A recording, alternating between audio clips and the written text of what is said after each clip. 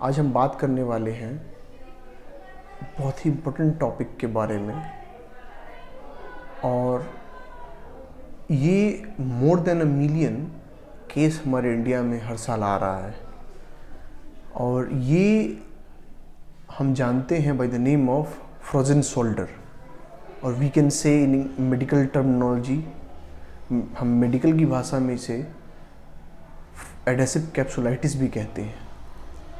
तो जैसा कि अक्सर देखा जा रहा है कि हमारे शोल्डर जॉइंट में बहुत ज़्यादा ही इमोबलाइज रहने या किसी इंजरी के कारण जो हमारे सॉफ्ट टिश्यू होते हैं वो इंजर्ड हो जाते हैं, उस वजह से हमारे शोल्डर में एडेशन होता है। हमारा जो जॉइंट कैप्सूल होता है उसमें एडेशन होने के कारण हमारा जो मूवमेंट होता है ना वो फ्रीली नहीं हो पाता, यानी कि आसानी से नहीं हो पाता है। और जिस कारण से फिर हमारी रेंज ऑफ मोशन रिड्यूस होने लगती है, यानी कि जो हमारा शोल्डर जितना जाना चाहिए था उतना जा नहीं जा पाता है, और फिर धीरे धीरे हमें पेन होने लगता है। नॉर्मली ये स्टार्ट होता है और 1 से 1.5 साल में ये ख़त्म हो जाता है। और ये मोस्ट कॉमनली जो आज हम देख रहे हैं कि जो हमारे डायबिटिक पेशेंट होते हैं उनमें सबसे ज़्यादा ये पाया जा रहा है। और जब भी हमारे पास कोई पेशेंट आता है तो जो स्पेशल टेस्ट है फिजिकल थेरेपी में, जिसके थ्रू हम ये आइडेंटिफाई कर सकते हैं। इस आइडेंटिफिकेशन के बाद अगर कोई फ्रोजन शोल्डर के साथ हमारे पास आता है तो उसे सबसे पहले पेन और स्टिफनेस होता है। और ये तब होता है जब एक बंदा अपने शोल्डर को बहुत ज़्यादा समय तक स्थिर पोजीशन में ही रखता है, चाहे वो स्लिंग के साथ हो, वो इंजरी होने की कंडीशन में या फ्रैक्चर होने की कंडीशन में हो, तो उस वक्त में भी कई बार शोल्डर में एडेशन एराइज होता है। और साथ ही साथ कई बारी जब किसी पेशेंट को डायबिटीज़ होती है उस कंडीशंस में भी वो पेशेंट प्रॉन होता है एडेशन ऑफ जॉइंट या फ्रोजन शोल्डर होने का। तो अब हम यहाँ पे कुछ आपको एक्सरसाइज जिसके थ्रू आप अपने फ्रोजन शोल्डर को क्योर करने की तरफ स्टेप बढ़ा पाओगे, और ये आपके फ्रोजन शोल्डर में बहुत हद तक मददगार होगा।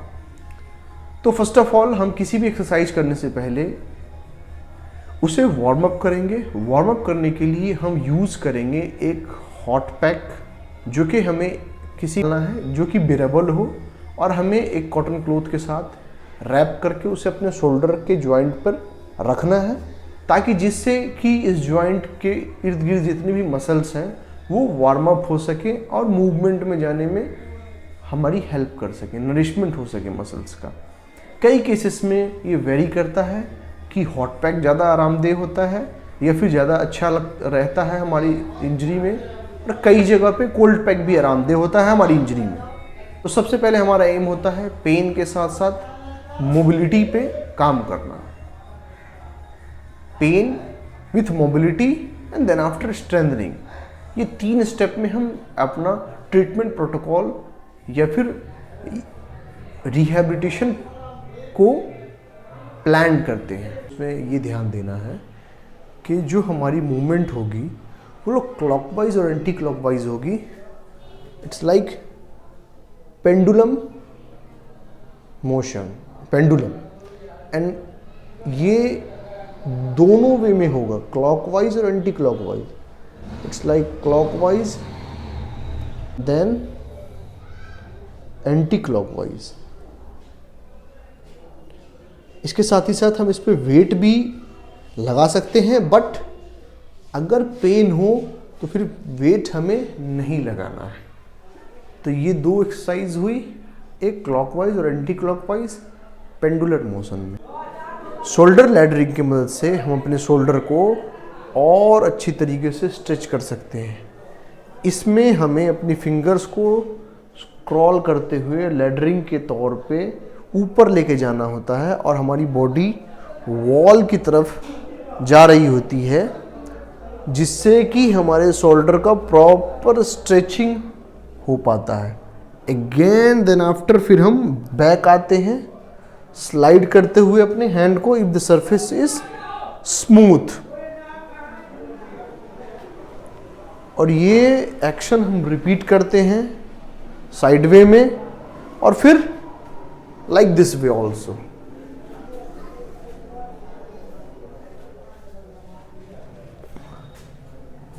जिससे कि प्रॉपर स्ट्रेचिंग हमारी हो पाती है। और फ्रोजन शोल्डर में ये एक इम्पोर्टेंट एक्सरसाइज है फॉर द स्ट्रेचिंग। ये दूसरी एक्सरसाइज हमारी होगी, अफेक्टेड आर्म की स्ट्रेचिंग होगी। अनअफेक्टेड आर्म के साथ ये टॉवेल स्ट्रेच है। It's like this. हम जब बात करते हैं तो कई बारी हम इस तरीके से मूवमेंट करते हैं ताकि अपनी क्लीन कर सकें बैक को।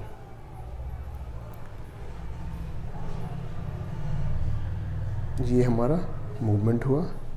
It's like towel stretch. Last end तक हमें लेके जाए। We have the another exercise for the stretching.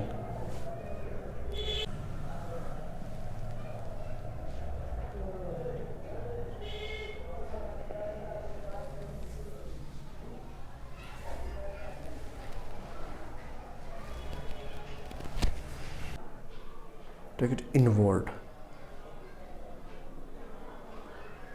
1, 2, 3, 4, 5. Relax. Again use this and take it inward. 1, 2, 3, 4, 5, 6, 7, 8, 9, 10. Relax. Once again. 1, 2, 3, 4, 5, 6, 7, 8, 9, 10. Relax. 1, 2, 3, 4, 5, 6, 7, 8, 9, 10. Relax. Once again. 1, 2, 3, 4, 5, 6, 7, 8, 9, 10 and relax. Then after you can use the ice pack, hot pack as according to your need, but under the guidance of some good and expert trainer. So now if you like this video, अगर आपको मेरा video अच्छा लगा हो तो please like, share and subscribe